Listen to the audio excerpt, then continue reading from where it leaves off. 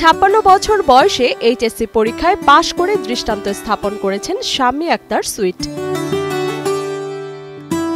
নিজের অদম্য ইচ্ছাশক্তি, পরিবারের সমর্থন আর ধৈর্য, এই তিন শক্তি শাম্মীকে এনে দিয়েছে নতুন জীবনের সাফল্য। এবছর এমনি পাশের হার কম, আমি একটু টেনশনেও ছিলাম যে এই বয়সে তারপরে ইংলিশ পরীক্ষায়, তো আমার জন্য মনে হয় একটু হার্ড।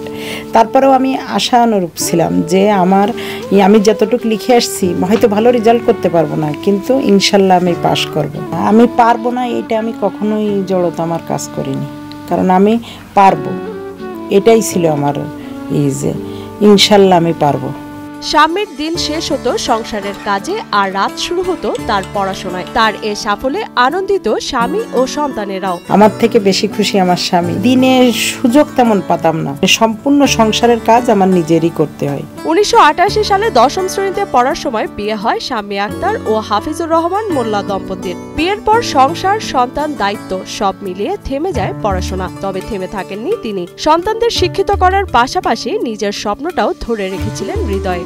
1988 সালে আমার বিবাহ হয়। তখন বিবাহের পরে আমি আমার পড়াটা চালিয়ে যেতে চেয়েছিলাম, কিন্তু বিভিন্ন কারণে পড়াটা চালিয়ে যেতে পারিনি। এরপর 2019 সালে ছেলে ও স্বামীর উৎসাহে আবারও পড়াশোনা শুরু করেন শাম্মী। প্রথমে ভর্তি হয়েছিলেন খুলনার ইকবালনগর বালিকা বিদ্যালয়ে, তবে কোর্স বন্ধ হয়ে যাওয়ায় পড়াশোনা থেমে যায় কিছুদিনের জন্য। পরে নতুন শিক্ষা প্রতিষ্ঠানে ভর্তি হয়ে 2023 সালে এসএসসি পরীক্ষায় উত্তীর্ণ হন। আর এবার এইচএসসি পাশ করে সবার নজর কাড়েন তিনি। ময়লাপোতায় বিকে ইনস্টিটিউট, ওই স্কুলে আসলাম। ওখানে আসার পর ওনারা বললেন কি যে হ্যাঁ আপনাদের কাগজপত্র নিছি, ঠিক আছে আপনারা চলে যান। কিন্তু আমি ওইখানে কয়েক মাস ক্লাস করলাম, পড়াশোনা শুরু করলাম, কিন্তু ভাগ্যের পরিহাস, পরে যে দেখি যে আমার ভর্তিটা ক্যান্সেল হয়ে গেছে, ভর্তিটা হয়নি। ওই ভর্তিতে আর কি আমার হয়নি। ওটা আমি আবার শুরু করলাম। যখন করোনার এই প্রকোপ একটু কম হলো, তখন আমি আবার যাই স্যারদের সঙ্গে যোগাযোগ করে আবার ভর্তি এর জন্য। তখন আমার ছোট ছেলে পিএইচডি করতে হাঙ্গেরিতে চলে গেছে, আমি আবার যেয়ে ভর্তি হয়ে গেলাম। বাংলাদেশ উন্মুক্ত বিশ্ববিদ্যালয়ের অধীনে খুলনা সিটি কলেজ থেকে এবছর এইচএসসি পরীক্ষায় অংশ নিয়ে শাম্মী আক্তার পেয়েছেন জিপিএ 3.18।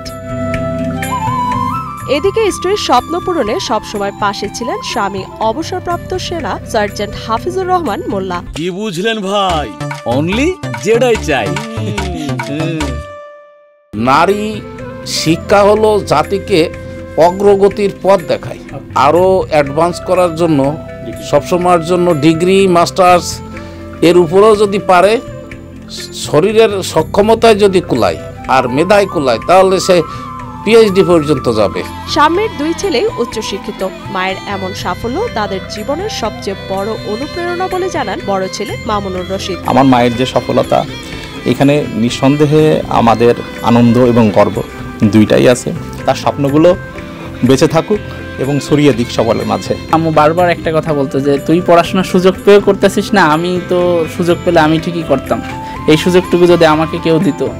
তো তখন আসলে বুঝতাম না যে মায়ের ব্যথাটা কি, বা কোন দুঃখে সে এই কথাটা বলতেছে, বা কোন অপূর্ণতাটা তার মধ্যে আসলে শূন্যতা তৈরি করছে। এদিকে পড়াশোনার পাশাপাশি উদ্যোক্তা হয়ে বেকারত্ব দূর করতে কাজ করছেন স্বামী। পরিবারের সদস্যদের নিয়ে খুলনার করিমনগরে ছোট একটি ব্যবসা পরিচালনা করছেন তিনি। তার লক্ষ্য নিজের মতো আরো নারীদের অনুপ্রাণিত করা। এসএসসি পাশ করলাম, তারপরে এই যে এইচএসসি পাশ করে আজ আমার এখন আমি নিজেই একটা কোম্পানি খুলেছি।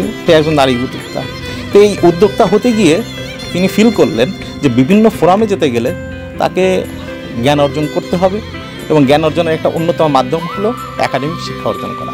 শাম্মী আক্তার প্রমাণ করেছেন বয়স নয়, ইচ্ছা শক্তি আসল শক্তি।